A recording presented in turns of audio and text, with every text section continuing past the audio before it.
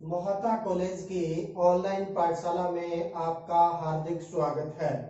तो आज हम पढ़ेंगे महासागरों की धाराओं की श्रृंखला के अंदर दूसरा महासागर। इसमें हम देखेंगे अटलांटिक महासागर।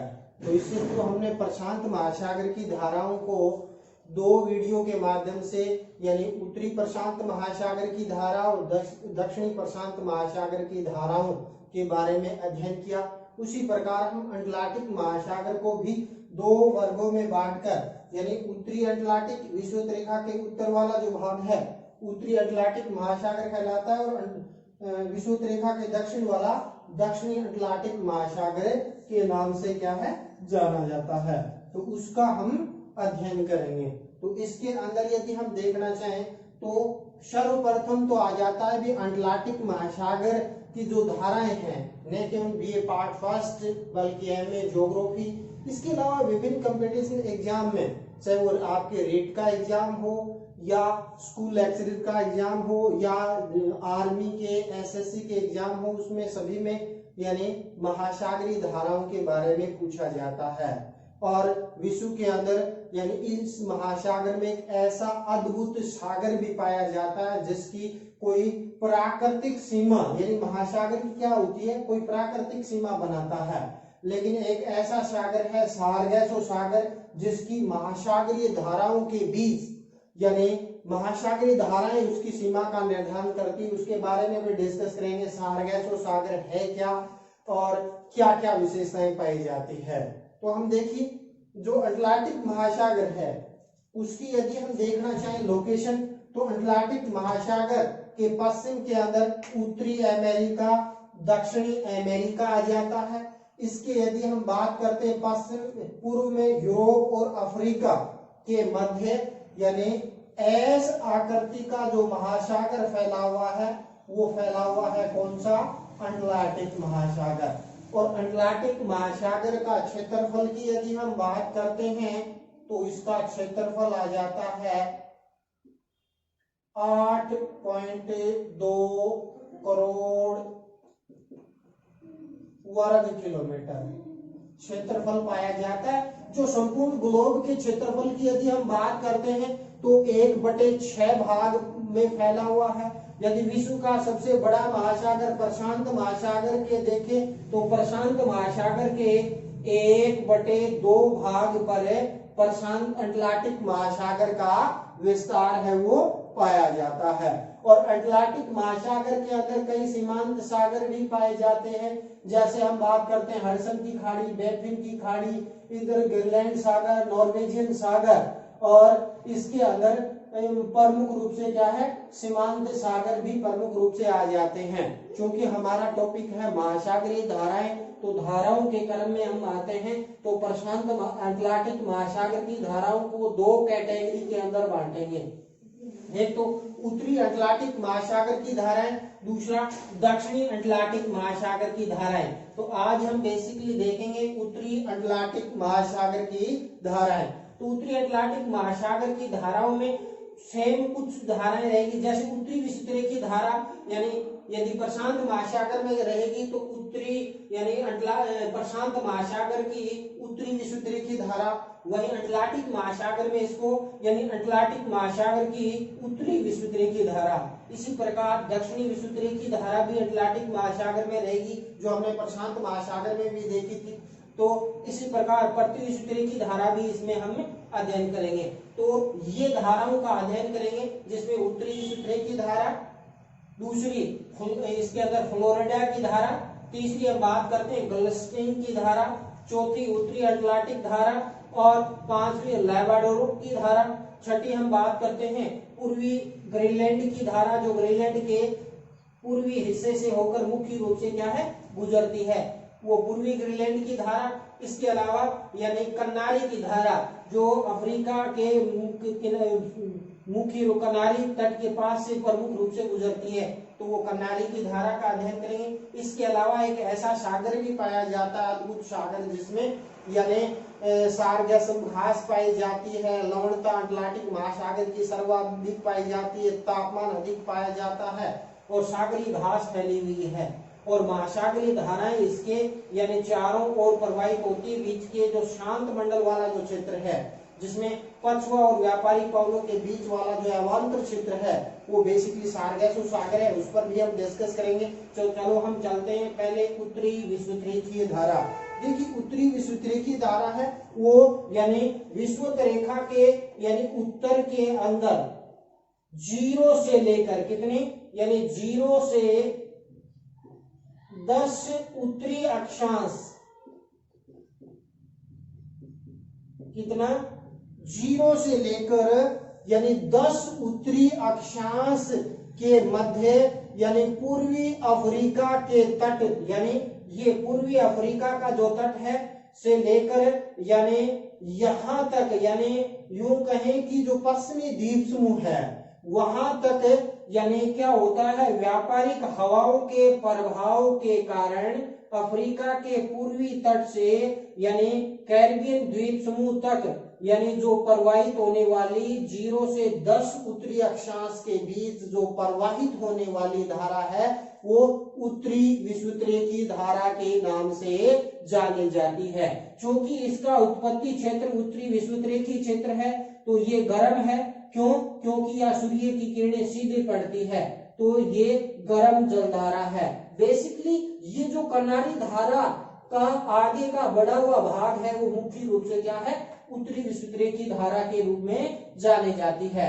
और उत्तरी विषुवतरेखीय धारा आगे यानी प्रमुख रूप से आगे इसके अंदर चली जाती है फ्लोरिडा जलडमरू, और फ्लोरिडा जलडमरू से यानी हैटरस द्वीप तक, यानी यह धारा है आगे दूसरी धारा के रूप में फ्लोरिडा धारा के रूप में मुख्य रूप से क्या है, जानी जाती है। तो ये तो होगी उत्तरी विषुवतरेखीय धारा। इस मैप में भी हम देख सकते हैं यानी अफ्रीका के पूर्वी तट से प्रारंभ होकर यानी जो कैरिबियन द्वीप समूह है जिसमें जैमका है, हैती है और ये जो द्वीप समूह, यहाँ तक ये धारा उत्तरी विषुवतरेखीय धारा के रूप में जानी जाती है। 0 से 10 उत्तरी अक्षांश के बीच में प्रवाहित होती है और चूंकि यह धारा है वो व्यापारिक हवाओं के प्रभाव के कारण मुख्य रूप से यानी अफ्रीका के पूर्वी तट से यानी पश्चिमी द्वीप समूह तक यानी प्रमुख रूप से क्या है, प्रवाहित होती है। तो इस प्रकार दक्षिणी अमेरिकी जो द्वीप समूह अमेरिका के अंदर ये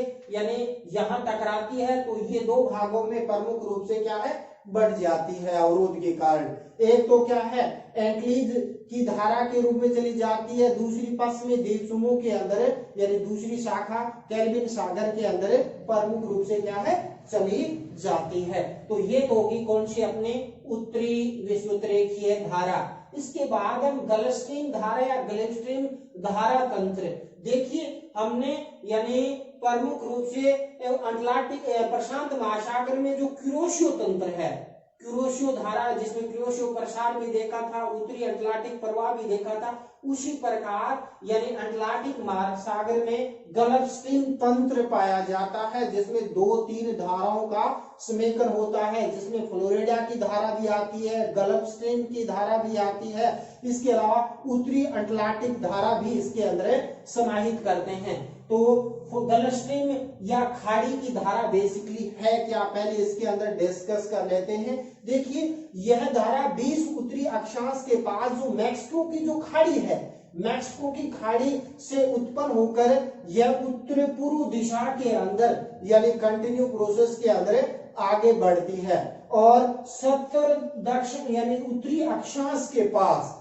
यह पश्चिमी यूरोप के तट से मुख्य रूप से क्या है यानी तट तक तो प्रवाहित होती है और आगे ये मैक्सिको की खाड़ी से उत्पन्न होने के कारण इसको यानी खाड़ी की धारा। खाड़ी क्या होता है, बेसिकली गल्फ होती है एक खाड़ी जो 3 ओर से जल से घिरी हुई होती है। जैसे हम देखते हैं मैक्सिको की खाड़ी यानी इधर मैक्सिको है, संयुक्त राज्य अमेरिका है, इधर यानी ये बहामा के बीच में जो 3 ओर से जल से घिरी हुआ जो क्षेत्र होता है बेसिकली खाड़ी कहलाता है। क्योंकि ये खाड़ी किसके समीप है, मैक्सिको, इसलिए इसको मैक्सिको की खाड़ी कहते हैं और इसी को यानी प्रमुख रूप से क्या है, खाड़ी की धारा कह दो या गल्फ स्ट्रीम के नाम से प्रमुख रूप से क्या है जाना जाता है। तो इस प्रकार जो ये गल्फ स्ट्रीम धारा है वो बेसिकली उस यूरोप के आस यानी इस क्षेत्र के अंदर विस्तृत भागों की जलवायु को प्रभावित करती है।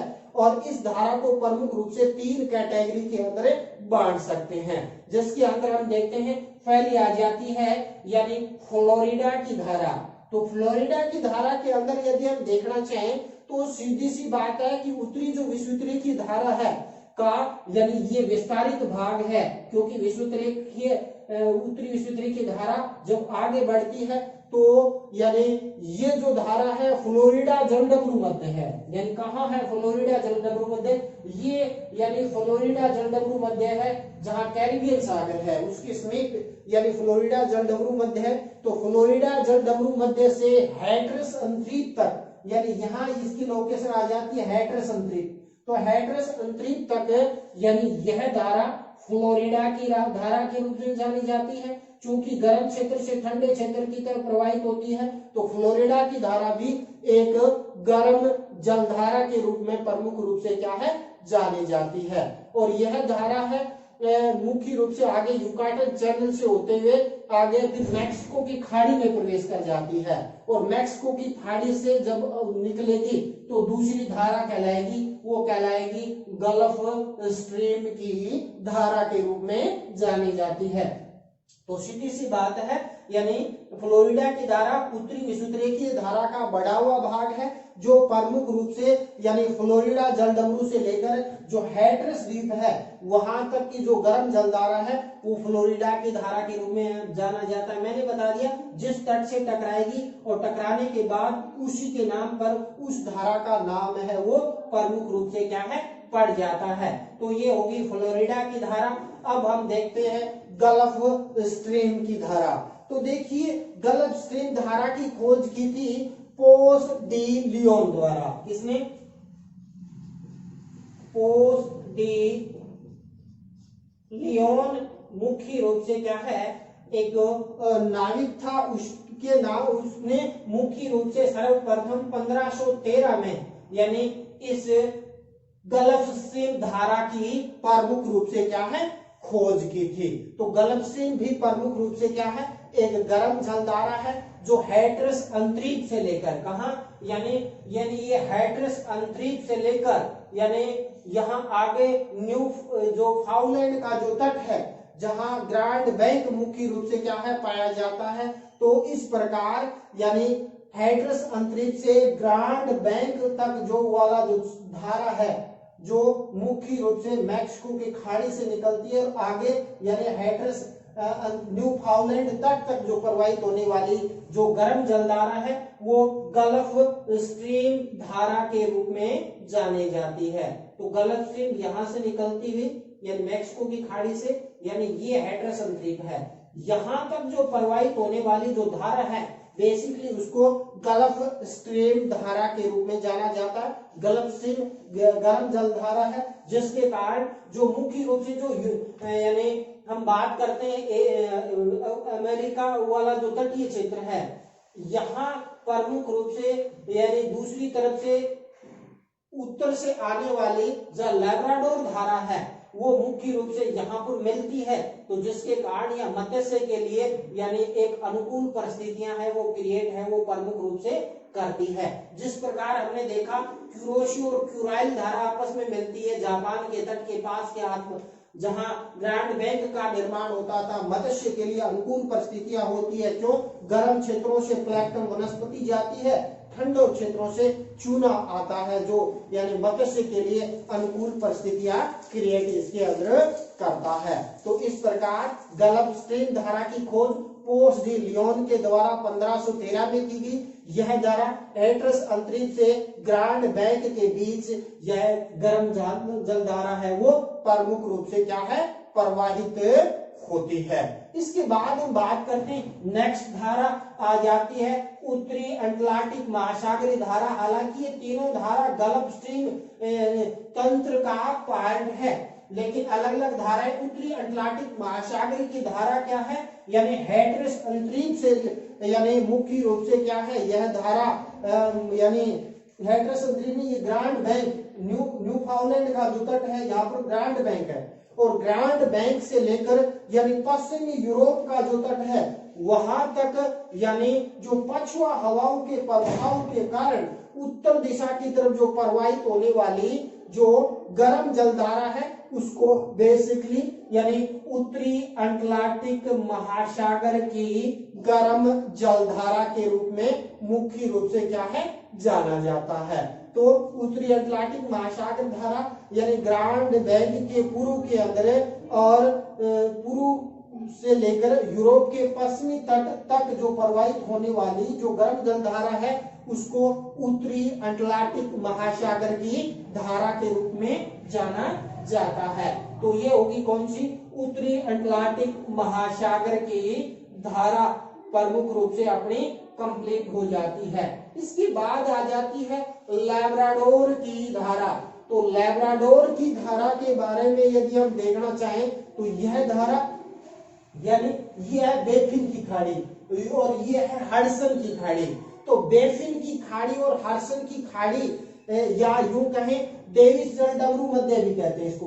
तो डेविस जलडमरू मध्य से मुख्य रूप से क्या है उत्तर से दक्षिण की तरफ जो प्रवाहित होने वाली जो ठंडी हवा है उसको यानी लैब्राडोर की धारा के रूप में जाना जाता है। यह लैब्राडोर तट के पूर्व से मुख्य रूप से क्या है यानी ये प्रवाहित होती है और यह जो ग्रांड बैंक का जो पूर्व के अंदर यानी 50 पश्चिमी देशांतर तक यह धारा यानी के पास में आकर गल्फ स्ट्रीम धारा से आकर मिल जाती है। यानी न्यूफाउंडलैंड के पास में 50 यानी पश्चिमी देशांतर के पास में गल्फ स्ट्रीम से मिलती है और जिसके कारण जो न्यूफाउंडलैंड का तट है यहाँ गहरा कोहरा छा जाता है और यहाँ कई हिम के टुकड़े भी मुख्य रूप से क्या है यह धारा लेके आती है। तो मत्स्य के लिए अनुकूल परिस्थितियां और क्रिएट प्रमुख रूप से क्या है यह धारा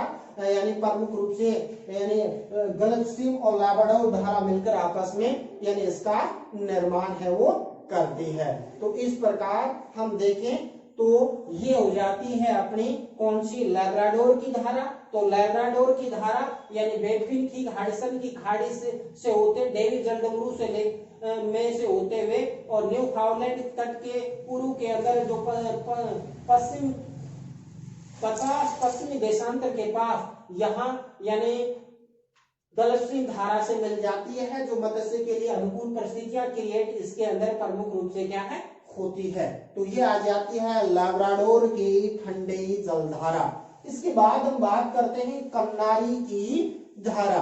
तो कन्नारी की धारा की बात करते हैं तो कन्नारी की धारा बेसिकली उत्तरी अटलांटिक महासागर की धारा जब आगे बढ़ती है तो यूरोप के यानी तट से टकराने के बाद यानी मुख्य रूप से यह धारा यानी दक्षिण की तरफ अफ्रीका के तट के सारे दक्षिण की यानी उत्तर से दक्षिण दिशा की तरफ जो प्रवाहित होने वाली जो ठंडी जलधारा है उसको कन्नारी की धारा के रूप में जाना जाता है। तो ठंडी यानी यह धारा उत्तरी अफ्रीका का जो पश्चिमी तट के सारे मेडिटेरिया से केप वर्डे तक मुख्य रूप से क्या है यह धारा प्रमुख रूप से यानी कन्नारी की धारा के रूप में जाना जाता है। कहा मेडिटेरिया से केप वर्डे तक जो प्रवाहित होने वाली धारा है उसको यानी प्रमुख रूप से कन्नारी की धारा के रूप में जाना जाता है और आगे जाकर यह उत्तरी विषुवतीय की धारा के अंदर यानी व्यापारिक हवाओं के प्रभाव के कारण इसके अंदर मिल जाती है। तो ये होगी यानी कन्नारी की धारा। इसके अलावा यानी ग्रीनलैंड का जो पूर्वी तट है उसके सारे उत्तर से दक्षिण दिशा में जो बहने वाली जो ठंडी जलधारा है उसको यानी पूर्वी ग्रीनलैंड की धारा के रूप में भी प्रमुख रूप से क्या है जाना जाता है। तो इस प्रकार ये होगी यानी ग्रीनलैंड का जो पूर्वी तट है उसके सहारे प्रवाहित होने वाली जो जलधारा है उसको यानी पूर्वी ग्रीनलैंड की धारा के रूप में जाना जाता है। इसके अलावा यदि हम बात करते हैं यानी कन्नारी की धारा यानी कन्नारी की धारा प्रमुख रूप से क्या है यानी हो जाती यानी इसके अंदर आती है। इसके अलावा यानी उत्तरी अटलांटिक धारा यूरोप के यानी नॉर्वे के तट के सारे बहती है उसे नॉर्वे की धारा के रूप में भी प्रमुख रूप से क्या है जाना जाता है। तो ये तो हो गया क्या है, उत्तरी अटलांटिक महासागर की धारा। अब इसके अंदर इंपॉर्टेंट प्रश्न बनता है कि सारगैसो सागर कौन से महासागर में पाया जाता है। ये रीट के अंदर प्रश्न आ चुका है। तो सारगैसो सागर की हम लोकेशन मैप के अंदर देखना चाहें तो सारगैसो सागर उत्तरी अटलांटिक महासागर के बीच यानी एक ऐसा अवांतर जल मंडल पाया जाता है जिसके चारों तरफ महासागरीय धाराएं चलती है, बीच का जल है वो शांत रहता है और सारगैसो पोर्चुगीज भाषा के सारगैसम शब्द से लिया गया है। किस भाषा के? पोर्चुगीज भाषा के सारगैसम शब्द से लिया गया है जिसका तात्पर्य सागरीय घास। तो सारगैसो क्या है बेसिकली, इसके अंदर देखना चाहें तो उत्तरी विश्वविद्यालय की धारा, फ्लोरिडा की धारा, गल्फ स्ट्रीम की धारा, उत्तरी अटलांटिक धारा, कन्नारी धारा के बीच के अंदर यानी जो शांत जल मंडल है उसको सारगैसो सागर कहते हैं। सारगैसो पोर्चुगीज भाषा के सारगैसम से लिया गया है जिसका तात्पर्य सागरीय घास, यानी इसमें बिना जड़ों वाली यानी सागरीय घास पाई जाती है। और इस सारगैसो सागर में अटलांटिक महासागर की सर्वाधिक यानी तापमान 26 डिग्री सेंटीग्रेड पाया जाता है, उच्च तापमान। इसके अलावा लवणता 37/1000 यानी उच्च लवणता सारगैसो सागर के अंदर प्रमुख रूप से क्या है पाई जाती है। तो सारगैसो सागर के बारे में भूगोलवेत्ता मार्मर नामक भूगोलवेत्ता ने यानी इसकी सारगैसो सागर की स्थिति के बारे में विस्तार के बारे में बताया है कि यह 20 से 40 उत्तरी अक्षांश के मध्य, कितना यानी 20 से 40 उत्तरी अक्षांश यानी 20 से 40 उत्तरी अक्षांश। और फिर बात करते हैं देशांतर, तो देशांतरीय विस्तार पाया जाता है 35 यानी उत्तरी अक्षांश से लेकर 75 पश्चिमी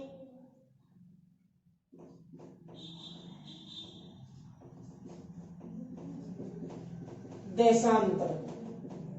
यानी मार्मर ने क्या बताया कि जो सारगैसो सागर है 20 से 40 उत्तरी अक्षांश के मध्य तथा 35 से 75 पश्चिमी देशांतर के मध्य वाला जो शांत जलमंडल है, जो व्यापारिक और पछुआ पवनों के अवांतर जलमंडल के मध्य शांत जलमंडल है, जिसमें उत्तरी विश्वविद्यालय की धारा, फ्लोरिडा की धारा, गल्फ स्ट्रीम की धारा, उत्तरी अटलांटिक धारा, कन्नारी धारा के बीच शांत जलमंडल है वो सारगैसो सागर है। सारगैसो पोर्चुगीज भाषा के सारगैसम शब्द से लिया गया है, जिसमें उच्च लवणता 37/1000 उच्च तापमान यानी 26 डिग्री सेंटीग्रेड है वो पाया जाता है। तो बीए पार्ट फर्स्ट में और एमए के अंदर 2 नंबर का प्रश्न पूछा जाता है सारगैसो सागर क्या है, तो सीधा सा उत्तर है उत्तरी अटलांटिक महासागर के मध्य उत्तरी विश्वविद्यालय की धारा, फ्लोरिडा की धारा, गल्फ स्ट्रीम की धारा, उत्तरी अटलांटिक धारा, कनारी धारा के बीच अवांतर जल यानी जलमंडल शांत जलमंडल है, जिसमें यानी उच्च लवणता 37/1000 तापमान 26 डिग्री सेंटीग्रेड। और इसके अंदर यानी सारगैसो पोर्चुगीज भाषा के सारगैसम शब्द से लिया गया है, जिसका तात्पर्य सागरीय घास से लिया जाता है। तो इस प्रकार आज हमने उत्तरी अटलांटिक महासागर की धाराओं का विस्तार से अध्ययन किया। तो नेक्स्ट वीडियो में हम दक्षिणी अटलांटिक महासागर की धाराओं का विस्तार से अध्ययन करेंगे। तो इसी के साथ हम यानी आज का वीडियो यहीं समाप्त करते हैं। जय हिंद, जय भारत। युग परिवर्तन की बेला में हम सब मिलकर साथ चले।